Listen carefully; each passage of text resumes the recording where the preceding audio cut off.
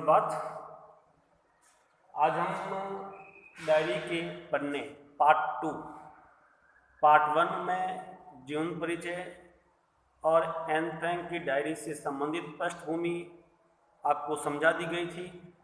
आज हम डायरी के पन्ने अध्याय से संबंधित जो डायरी के जो 10 जो दैनिक दिनचर्या से संबंधित अंश हैं उसका अध्ययन करते हैं। हमारे पाठ्यक्रम में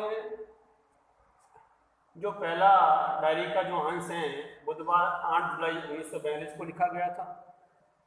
दूसरा गुरुवार 9 जुलाई 1942, तीसरा शुक्रवार 10 जुलाई 1942, चौथा शनिवार 28 नवंबर 1942, पांचवा शुक्रवार 19 मार्च 1943, छठा शुक्रवार 23 जनवरी 1944, सातवां बुधवार 28 जनवरी 1944, आठवां बुधवार 29 मार्च 1944 और नौवां मंगलवार 11 अप्रैल 1944 और 10वां मंगलवार 13 जून 1944। यानी कि एन फ्रैंक जब अज्ञातवास में चली जाती हैं जुलाई 1942 में, और अज्ञातवास में जाने के बाद वो डायरी के जो अंश लिखती हैं हम उसका अध्ययन करते हैं। और ये डायरी जो है, इस संपूर्ण डायरी के जो अंश हैं वो एक निर्जीव गुड़िया है, उसकी निर्जीव गुड़िया जिसका नाम रखा है किट्टी। किट्टी को संबोधित करते हुए लिखे हुए हैं। यानी कि एन फ्रैंक जो है सबसे पहले बुधवार 8 जुलाई 1942 को जो है ये लोग अज्ञातवास में जाने की तैयारी करते हैं। यानी कि ये लोग अज्ञातवास में नीदरलैंड में जिस स्थान पर रहते हैं, जब जर्मनी का अधिकार नीदरलैंड पर हो गया और वहाँ से वो अज्ञातवास में छिपने के लिए तैयारी करते हैं, क्योंकि यहूदियों पर अत्याचार बढ़ते जा रहे थे और एन फ्रैंक का परिवार जो है गुप्तवास में जाना चाहता है, क्योंकि इसका सबसे बड़ा कारण था कि उसकी बड़ी बहन का बुलावा आया था।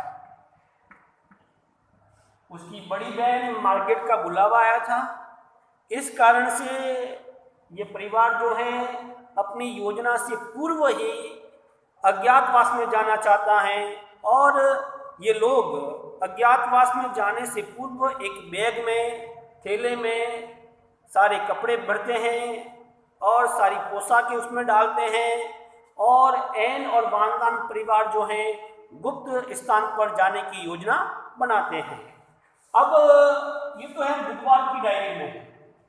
गुरुवार 9 जुलाई 1942 की डायरी में, गुरुवार 9 जुलाई 1942 की डायरी में वो उस घर के बारे में बताते हैं। यानी कि जो गुप्त आवास है, जब वो वहां पहुंच जाते हैं, इस प्रकार वो लोग पैदल जाते हैं, उनके लिए कोई वाहन उपलब्ध नहीं है, उनको पीला सितारा पहनना पड़ता था। यहूदियों को उस समय अपनी पहचान बनाने के लिए उनको पीला सितारा पहनना पड़ता था, और वो पीला सितारा पहनकर या पीला धागा बांधकर ये लोग जो हैं चुपचाप पैदल ही जा रहे थे। और ये लोग अपना गुप्त आवास, अपने पिताजी का जो ऑफिस है, पिताजी का जो कार्यालय है, कार्यालय के पीछे वाले भाग को वो अपना आवास स्थान बनाते हैं। क्योंकि जो पिताजी का कार्यालय है वहाँ पर मिर्च है, लौंग है, इलायची है, वो सब पीसी जाती है। यानी कि उनका जो कार्यालय है, और कार्यालय के दिन में जो है वहाँ पर कुछ ईसाई कर्मचारी भी काम करते हैं, और वो ईसाई कर्मचारी जो है उनकी पूरी सहायता भी करते हैं। यानी एन फ्रैंक परिवार की जो ईसाई कर्मचारी है वो पूरी सहायता करते हैं।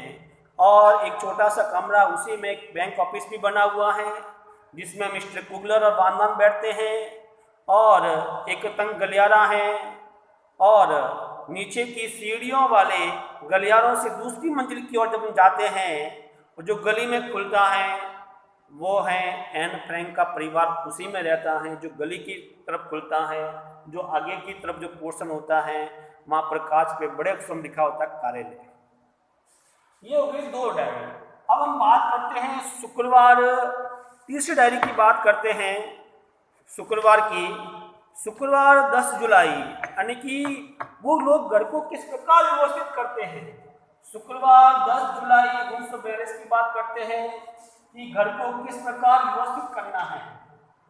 घर को व्यवस्थित करने का काम करते हैं, यानी कि घर में पर्दे कहाँ लगाने, पर्दे लगाने खिड़कियों पर, पीले कांच होनी है, और उसमें एन फ्रैंक भी सहायता करती हैं। और जब उसकी माँ और बहन थक जाते हैं, थक जाने के बाद वो वहीं पर सो जाते हैं और एन और उसके पिता घर को व्यवस्थित करते हैं। और एन अपने गुप्तावास के पहले दिन का वर्णन कि हमने क्या क्या काम किया है वो उसका जिक्र करती है। फिर है चौथी डायरी जो है शनिवार 28 नवंबर 1942। हम इसके बारे में अध्ययन करते हैं। अब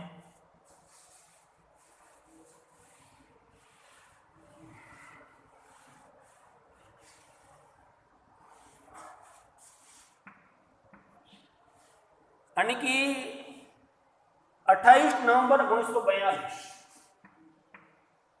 28 नवंबर 1942 वो अपनी प्यारी किट्टी को संबोधित करते हुए लिखती हैं कि किस प्रकार एन बताती हैं कि जब द्वितीय विश्व युद्ध शुरू हुआ था तो सभी को बिजली एक पर्याप्त रूप में मिलती थी, राशन भी पर्याप्त रूप में मिलता था। आप जरूरत से ज़्यादा खर्च करोगे तो आपको बिजली भी नहीं मिलेगी। आपको राशन भी पर्याप्त मिलता है कि पर व्यक्ति को इतना राशन मिलेगा, उससे अधिक आपने खा लिया तो वो भी आपको नहीं मिलेगा। और यही नहीं, 4:30 बजते ही घर में अंधेरा हो जाता था। 4:30 बजते ही अंधेरा हो जाता था, लाइटें बंद करनी पड़ती थी। दिन में वे लोग पर्दा हटा नहीं सकते थे, और जब अंधेरा होता था तो अंधेरा होने पर वे लोग पर्दा हटाते थे। जब वो लोग पर्दा हटाते थे तो उनकी नज़र जो है पड़ोस में पड़ती है और ये लोग पड़ोसियों को आराम से देख सकते हैं। और पड़ोसियों में एक परिवार जो है डिनर कर रहा है, एक परिवार डिनर कर रहा है, एक परिवार फिल्म बना रहा है, एक डॉक्टर जो है किसी दांतों का डॉक्टर जो है किसी बुढ़िया से जूझ रहा है, उसका ट्रीटमेंट कर रहा है। वो सारा जो उल्लेख जो है एन फ्रैंक जो है 28 नवंबर की डायरी में करती हैं। अब वो फिर बताती है डसेल के बारे में, जो उनके घर में था साथ में डसेल के बारे में बताती है कि डसेल जो थे वो बच्चों से बहुत प्यार करते थे। डसेल जो थे वो बच्चों से बहुत प्यार करते थे, और लेकिन प्यार के साथ साथ डसेल को अनुशासन अधिक पसंद था। डसेल साहब को अनुशासन अधिक पसंद था कि हमें अनुशासन में रहना पड़ता है। और डसेल जो थे वो सारी बातें एन फ्रैंक की सारी शिकायत उसकी मम्मी से करते थे, एन की मम्मी से करते थे, और एन की मम्मी से उसे हमेशा डांट फटकार मिलती थी। यानी एन को कभी भी माँ का उतना प्यार नहीं मिला। माँ उसे हमेशा डांटती रहती थी, माँ उसे हमेशा उपदेश देती रहती थी। और मिसेज वानदान जो हैं एन को बुलाती हैं। मिसेज, एक तो मिस्टर वानदान के साथ में थे और एक मिसेज वानदान भी उनके साथ थी और एक पीटर भी उनके साथ था। तो ये लोग सभी लोग जो हैं आपस में मिलजुल कर रहते थे। कई बार उनको एन को सभी से डांट फटकार झेलनी पड़ती थी क्योंकि वो घर में सबसे छोटी थी। और रात को एन अपनी कमियों के बारे में बताती हैं, और कमियों को बताती हुई कभी हंसती हैं तो कभी रोती हैं। और यही नहीं, जब उसको सभी डांटते हैं तो वो स्वयं को बदलने की कोशिश करती है। एन जो है स्वयं को बदलने की कोशिश करती हैं। वो कहती कि मैं अपने व्यवहार में परिवर्तन लाऊंगी। और एन जो है रात को सोते समय समीक्षा करती हैं अपने बारे में कि वास्तव में मेरे से क्या गलतियां हुई हैं, उन सब का जिक्र इसमें किया गया है। फिर है पांचवी जो डायरी उसने लिखी थी, डायरी का जो अंश है हमारे पास उस पाठ्यक्रम में जो शामिल है अपने, वो लिखा गया था 19 मार्च 1943 को। 19 मार्च 1943 को जो डायरी का अंश लिखा गया था उसमें एन बताती है कि जब द्वितीय विश्व युद्ध शुरू हुआ था तो सबसे पहले बताती है मुद्रा के बारे में, किस प्रकार वहां की सरकार ने 1000 रुपए के नोट, 500 नोट, 500 रुपए के गिल्डर अवैध कर दिए, यानी ये मार्केट में नहीं चलेंगे। अर्थात काला बाजारी पर रोक लगाने का प्रयास किया।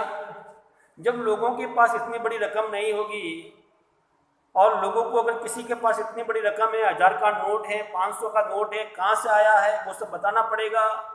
और उसी दरमियान जो है टर्की भी, लोगों को उम्मीद थी कि टर्की भी इंग्लैंड के पक्ष में आएगा। एक अखबार वाला चिल्ला रहा था, बच्चा चिल्ला रहा था कि टर्की जो है वो इंग्लैंड के साथ देगा, लेकिन वो मात्र अफवाह थी, वो मात्र अफवाह थी। और द्वितीय विश्व युद्ध के दौरान जैसी उम्मीद थी यहूदी परिवार को कि टर्की इंग्लैंड का साथ देगा, लेकिन वो मात्र एक अफवाह निकली। जर्मनी की सरकार ने 1000 और 500 के नोट जो हैं अवैध घोषित कर दिए गए। और फिर वो मिस्टर डसेल के बारे में बताती हैं कि मिस्टर डसेल को एक दांत ठीक करने वाली मशीन मिल गई है, ड्रिल मिल गई है, जिससे वो अपने दांतों का इलाज कर सकते हैं, अन्य का भी इलाज कर सकते हैं।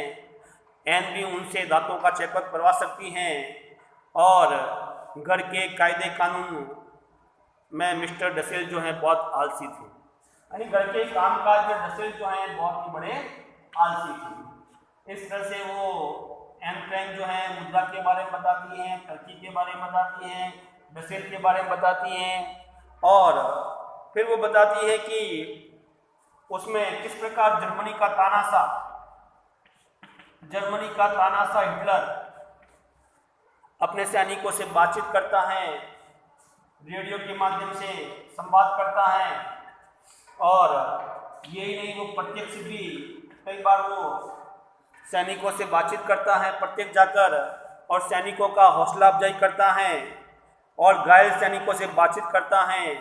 घायल सैनिक जो है अपना घाव दिखाते हैं और गर्व महसूस करते हैं। और हिटलर जो है अपने सैनिकों का उत्साहवर्धन करता है। एन फ्रैंक इस डायरी में इसका भी जिक्र करती हैं।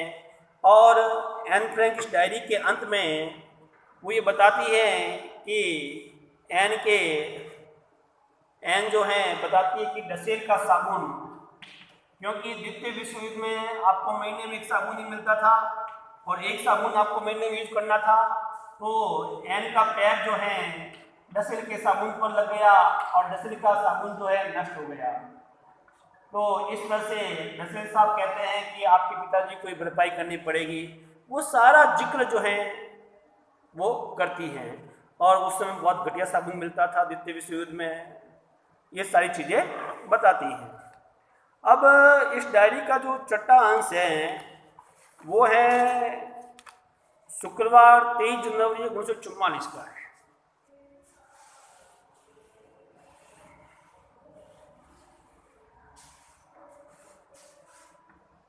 इस डायरी का जो छठा अंश है वो 23 जनवरी 1944 का है। 23 जनवरी 1944 का है।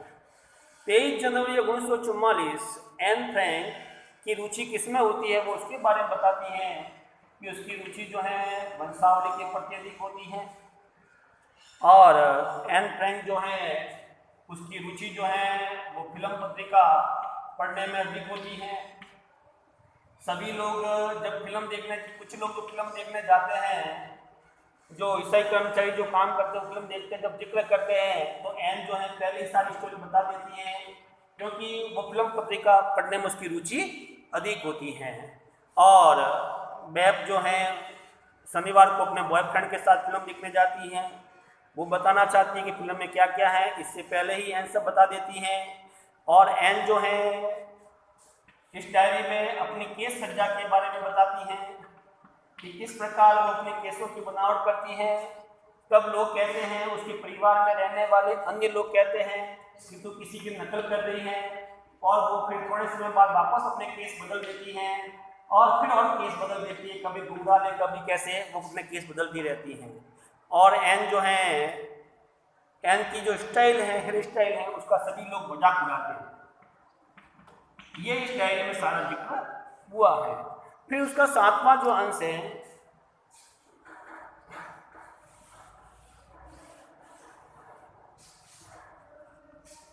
उसका 7वां अंश जो है वो लिखा गया था बुधवार 28 जनवरी 1944 को। बुधवार 28 जनवरी 1944 को लिखा गया था, ये 7वां अंश है। तो इसमें वो बताती है कि उस परिवार में जब ये 8 लोग रहते हैं, एन प्लस 7 जो 8 लोग रहते हैं, यानी कि 2 वर्षों से साथ में रह रहे हैं, उस दरमियान वही सारी घिसी पिटी बातें जो है, पुरानी बातें ये लोग हमेशा करते हैं। एन इन सब चीज़ों से बोर हो जाते हैं। एन जो है उन सबको हाँ में हाँ बढ़ना पड़ता है, क्योंकि वही बातें जो महीने भर पहले सुनाई जाती थी, वही बातें वापस सुनाई जाती हैं। और एन अपनी गुड़िया किट्टी को कहती है कि ये किट्टी, अपन सब ये बासी न्यूज पढ़ पढ़ के परेशान हो गए, ये सारी न्यूज़ें जो है बासी हो चुकी हैं। और मिसेज वानदान जो है अपने बचपन की कहानियाँ सुनाती हैं, डसेल अपने अपने किस्से सुनाते हैं। जॉन और मिस्टर क्लिनमैन अज्ञातवास में, जॉन और क्लिनमैन जो है अज्ञातवास में जो लोग छिप गए थे, उनकी सहायता भी करते हैं। अब उसके बारे में पहले तो वो बताती पुरानी बातों के बारे में। अब जॉन और क्लिनैप जो हैं, मिस्टर क्लिनैप जो अज्ञातवास में लोग छिपते हैं उसकी सहायता करते हैं। यही नहीं, वो लोगों का नकली पहचान पत्र भी बनाते हैं, लोगों का नकली पहचान पत्र भी बनाते हैं और युवा ईसाइयों को काम दिलाते हैं। जो बेरोजगार हो गए थे युवा ईसाइयों को भी वो काम दिलाते हैं, रोजगार दिलाते हैं, उनकी सहायता करते हैं। जिस प्रकार आपने कई बार देखा होगा कि जब ये भी कोविड जो चल रहा है, कोविड में भी बहुत सारी ऐसी संस्थाएं सामने आई जो लोगों की सहायता कर रही थी। ऐसे ही द्वितीय विश्व युद्ध में जॉन और क्लिनैप जो है लोगों की सहायता करते हैं। ये लोग अपनी जान जोखिम में डालकर भी दूसरों की सहायता करते हैं, यानी कि वो अपनी जान की भी परवाह नहीं करते हैं और जान जोखिम में डालकर भी अपनी लोगों की जान बचाते हैं, उनको रोजगार देते हैं। जैसे वर्तमान में कोविड में हमारे डॉक्टर हैं, नर्स हैं, ये लोग अपनी जान जोखिम में डालकर हमारी सहायता करते हैं, हमारा इलाज करते हैं। और मिस्टर क्लिनमैन जो हैं फुटबॉल मैच का भी जिक्र करते हैं इसमें, कि कई बार जो होता है समय व्यतीत करने के लिए फुटबॉल का मैच का जो आयोजन होता है पुलिस और अन्य लोगों के बीच में, उसका भी जिक्र करते हैं। द्वितीय विश्व युद्ध में नए राशन कार्ड बनते हैं, पुराने राशन कार्ड सारे बंद हो जाते हैं, नए राशन कार्ड बनते हैं और नए राशन कार्ड के अनुसार ही सबको जो है खाद्य सामग्री मिलती थी द्वितीय विश्व युद्ध में। यही नहीं, राशन कार्ड अगर किसी का खो गया है, उसको नया बनाना है तो उसको 60 गिल्डर रुपए देने पड़ते थे, फिर वो राशन कार्ड बनता था। इस तरह की सारी बातें जो हैं एन फ्रैंक अपनी डायरी में करती हैं।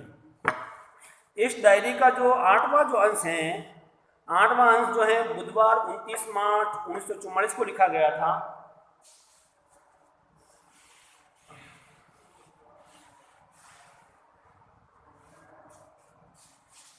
आठवां अंश जो है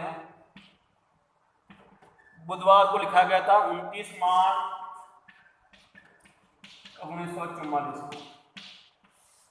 अब वो उसके बारे में बताती हैं कि उसी समय लंदन ब्रिटेन के कैबिनेट मंत्री मिस्टर बोल्केस्टिन ने घोषणा की थी यानी कि मिस्टर बोल्के स्टीन ने घोषणा की थी कि युद्ध के बाद सभी डायरियों का संग्रह किया जाएगा।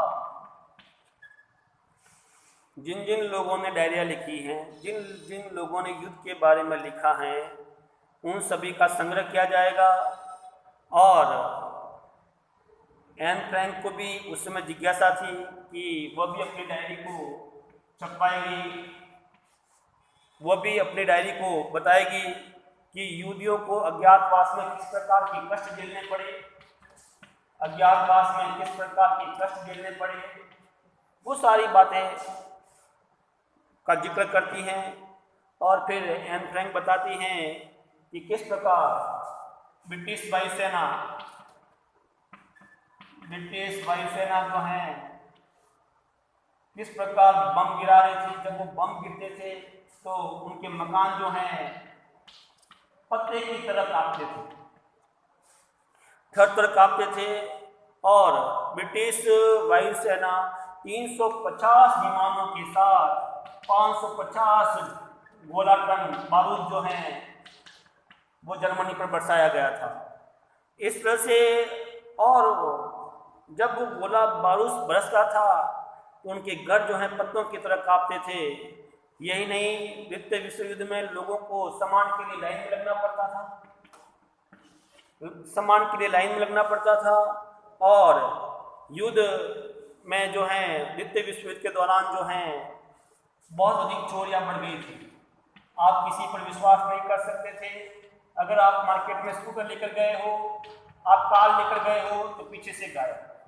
अगर आपके गले में सोने की चैन है तो लोग भाग जाते थे, यहाँ तक कि आपके हाथों की अंगूठी भी छीन लेते थे।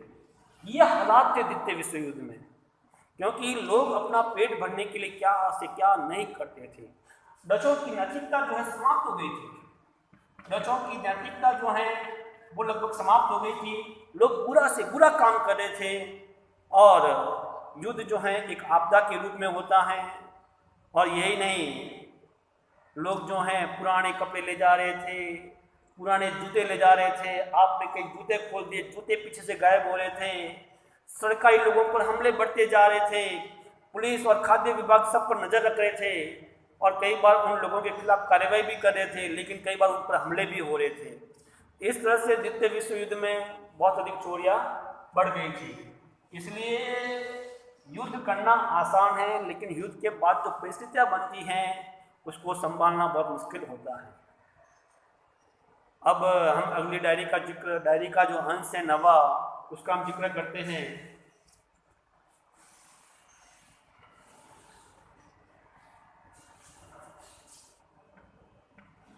जो लिखी गई थी मंगलवार 11 अप्रैल 1944 को लिखी गई थी। मंगलवार 11 अप्रैल 1944 को लिखी गई थी। एन फ्रैंक ने जो मंगलवार 11 अप्रैल 1944 को लिखी थी कि किस प्रकार गोलीबारी हो रही है। यानी कि एन बताती हैं कि शनिवार दोपहर 2 बजे से भयंकर गोलीबारी हो रही,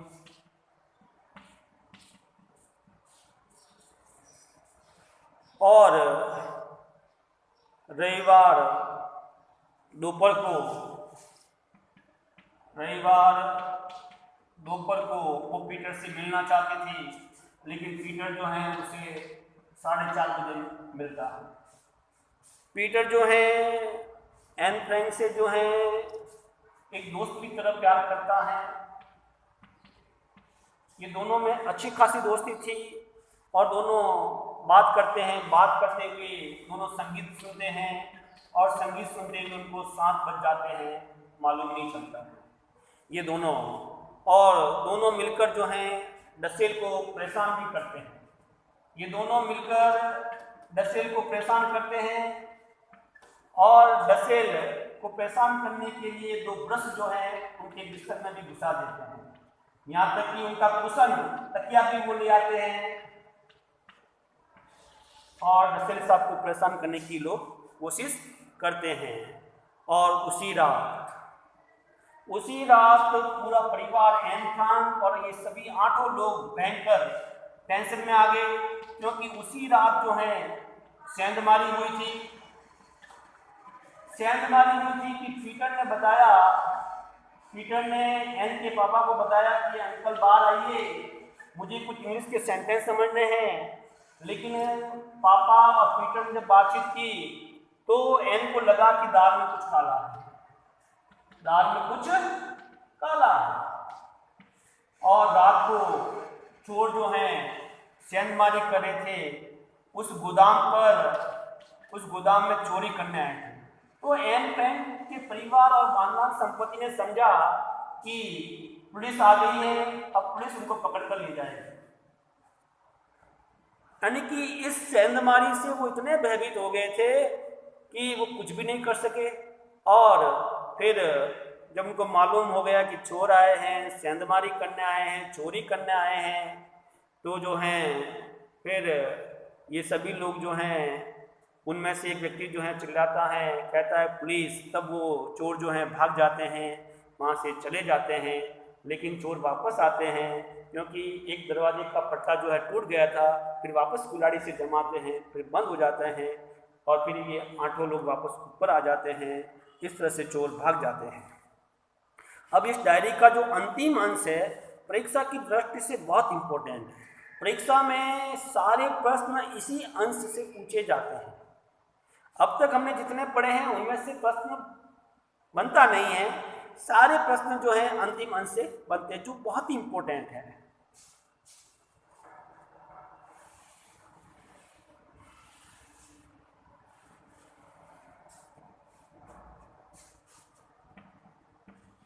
दसवांश मंगलवार 13 जून 1944। मंगलवार 13 जून 1944, यानी कि 12 जून को तो उसका जन्मदिन था और उसके 15 वर्ष पूरे हो गए।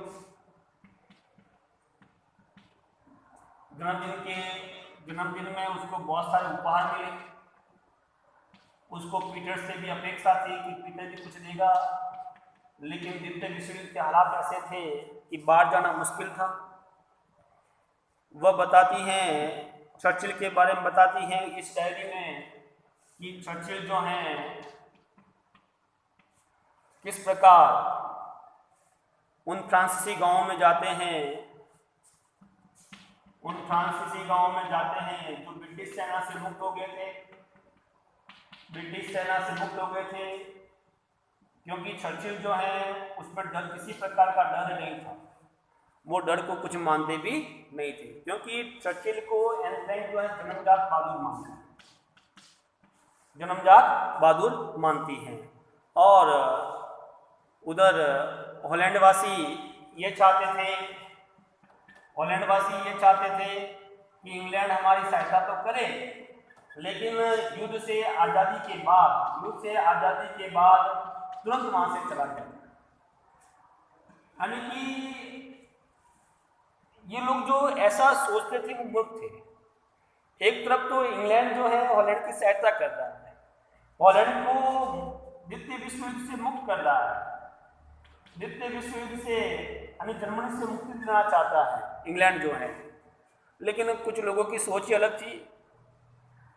तो अगर मान लो जो मूर्ख लोग ऐसा सोचते हैं, अगर मान लो ब्रिटेन जो है अगर जर्मनी से संधि कर लेता तो क्या होता? तो हॉलैंड जो है जर्मनी के अधीन हो जाता। लेकिन इंग्लैंड ने ऐसा नहीं किया। और एन जो है अपनी कमजोरी के बारे में बताती हैं, और एन फिर आगे बताती कि एन अपनी कमजोरी के बारे में बताती है कि वो बहुत ही अकड़पन है, और कभी कभी वो अपनी समीक्षा भी करती है, अपने बारे में जाकर देखती भी हैं। और फिर एन जो है इस डायरी के आगे पीटर के बारे में बताती है कि जो पीटर है वो पीटर से बहुत अधिक प्यार करती है, लेकिन पीटर जो है उसको गर्लफ्रेंड की तरह प्यार न करके एक दोस्त की तरह प्यार करता है। एक बालिका की जो वो बताती है कि जो इच्छाएं थी वो इच्छाएं जो है पीटर नहीं समझता था। और यही नहीं, पीटर से उसको एक बात से शिकायत थी कि पीटर को धार्मिक प्रवृत्ति में कभी रुचि नहीं थी, धार्मिक प्रवृत्ति में उसकी कोई रुचि नहीं थी। वो सारी बातों का वो जिक्र करता है, लेकिन पीटर को एक अच्छा लड़का है, पीटर एक बहुत ही अच्छा लड़का है, शांति प्रिय मिजाज का है। वो पीटर की प्रशंसा भी करती हैं, बड़ा ही सहनशील हैं, और पीटर जो है एन की गलत बातों को भी सहन कर लेता है। पीटर जो है एन की गलत बातों को भी वो सहन कर लेता है। इस तरह से इन दोनों में बहुत ही गहरी दोस्ती थी। और अब एन जो है पीटर के बारे में बताने के बाद वो प्रकृति के बारे में बताती है।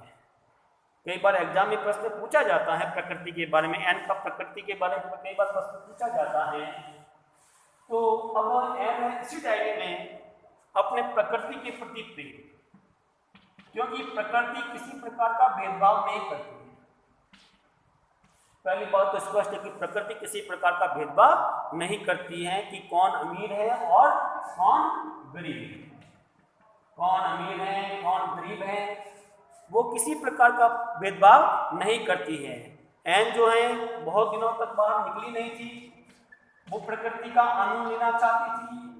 वो पक्षियों की आवाज, प्रकृति की सुंदरता, उन फूलों का सबका वो आनंद लेना चाहती है, क्योंकि प्रकृति हर इलाज की रामबाण दवा है। प्रकृति हर इलाज की रामबाण दवा है। प्रकृति से अच्छा व्यक्ति भी ठीक हो जाता है, और उसको रात को चांद देखने की भी इच्छा होती है, चांद देखने की इच्छा भी होती है।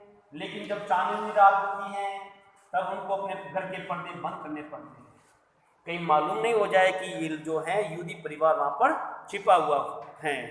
इसलिए चांदनी रात होती है तो वो अपनी खिड़कियाँ खोल नहीं सकती हैं।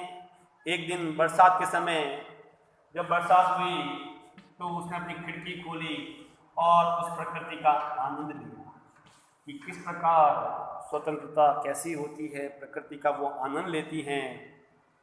और क्योंकि प्रकृति जो है हमें विनम्रता प्रदान करती है, प्रकृति ही हमें विनम्रता प्रदान करती है। इस तरह से वो प्रकृति के बारे में सारी बातें बताती है। अब इस 10वीं भाग की डायरी का जो अंतिम अंश है वो है स्त्रियों के बारे में, कि स्त्रियां जो है शुरू से ही सब कुछ सहन करती आई, क्योंकि एन फ्रैंक ने एक पुस्तक है मौत के खिलाफ मनुष्य, मौत के खिलाफ मनुष्य, मौत के खिलाफ मनुष्य, ये पुस्तक है। उस पुस्तक का उसने एक अध्ययन किया है जिसके लेखक थे श्री पॉल, जिसके लेखक थे श्री पॉल। उस पुस्तक में ये बताया गया है कि किस प्रकार नारियों को अनेक प्रकार के कष्ट सहने पड़ते थे। इसी कारण एन बताती हैं कि पुरुषों और नारियों को समान अधिकार मिलने चाहिए, पुरुष और नारी को समान अधिकार मिलने चाहिए, क्योंकि पुरुषों ने औरतों पर शुरू से ही शासन किया है, पुरुषों ने औरतों पर शुरू से ही शासन किया है। और यूरोपीय कंट्रीज में पुरुष जो है किसी औरत से शादी करता है, और औरत जब शादी हो जाती है, शादी होने के बाद जब बच्चे होते हैं, और बच्चे होने के बाद जब औरत अपनी सुंदरता खो देती है तो पुरुष जो है उसका त्याग कर देता है, इसका वो भयंकर विरोध करती है। वो ये भी बताती हैं कि जिस प्रकार एक सैनिक को पीड़ा युद्ध में होती है, उससे कई अधिक पीड़ा एक नारी को जब बच्चे को जन्म देती है तब उसको अधिक पीड़ा होती है। तो पुरुषों ने नारी को बच्चे जन्म देने वाली मशीन समझ रखा है क्या? वो ये भी कहती है, नारियों से ये भी कहती है कि मैं ये नहीं कहती कि नारी जो है बच्चे पैदा करना बंद कर दे, नहीं, उनको बच्चे पैदा करने चाहिए, ये प्राकृतिक अधिकार है। लेकिन पुरुषों को नारियों पर अत्याचार भी नहीं करना चाहिए, और नारी को एक काम वासना की वस्तु नहीं समझना चाहिए और नारी के प्रति आकर्षण समाप्त होने पर उसका त्याग भी नहीं करना चाहिए। ये जो लोग, ये ऐसे लोगों की भी भर्त्सना करती है एन फ्रैंक जो समाज में औरतों को स्थान नहीं देते हैं, औरतों को स्थान नहीं देते हैं। एन फ्रैंक कहती है कि एक समय एक दिन ऐसा आएगा, शिक्षा के माध्यम से नारी में जागृति पैदा होगी और पुरुषों के बराबर भी नारी को अधिकार मिलेंगे। इसलिए नारी पर किसी प्रकार के अत्याचार अनाचार नहीं होना चाहिए और नारी जो है, नारी के प्रति अगली सदी में जब हम जाएंगे तो नारी के प्रति लोगों की मान्यता बदल चुकी होगी और औरतों का काम यही नहीं कि बच्चे पैदा करें, औरतों को मान सम्मान मिले, औरतों को अधिक से अधिक सरकारी नौकरियों में आरक्षण मिले, औरतों को भी अपनी बात रखने का पूरा अधिकार है, औरतें भी पुरुषों के साथ कंधा से कंधा मिलाकर चले, ये एन फ्रैंक चाहती थी। ये एग्जाम में कई बार प्रश्न पूछा जाता है क्योंकि एन फ्रैंक के नारी संबंधी विचार, या कई बार ये भी प्रश्न पूछा जाता है कि जैसे कि अभ्यास प्रश्न में दे रखा है, अभ्यास प्रश्न में दे रखा है कि प्रकृति प्रदत्त प्रजनन शक्ति के उपयोग का अधिकार बच्चे पैदा करे न करे, ऐसा प्रश्न भी कई बार एग्जाम में पूछा जाता है। ये अध्याय यही समाप्त होता है। इससे संबंधित जो अभ्यास प्रश्न हैं वो मैं आपको अगले वीडियो में समझाऊंगा। धन्यवाद।